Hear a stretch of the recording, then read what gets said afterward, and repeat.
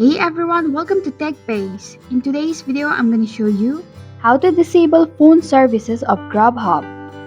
So let's get started. First, open settings on a mobile device.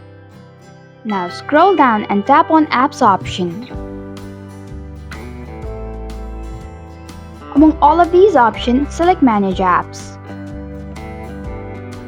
In the search bar, type in Grubhub and perform your search. Now tap in Grubhub app.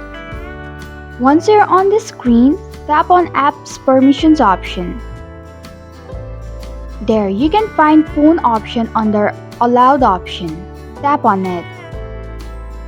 To disable phone service of Grubhub, tap on Don't Allow option.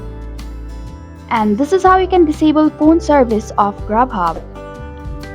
Thanks for watching TechBase. If you like this video, hit the like button and drop a comment with any questions or feedback. If you are new, subscribe and click the bell icon to stay updated on the future videos.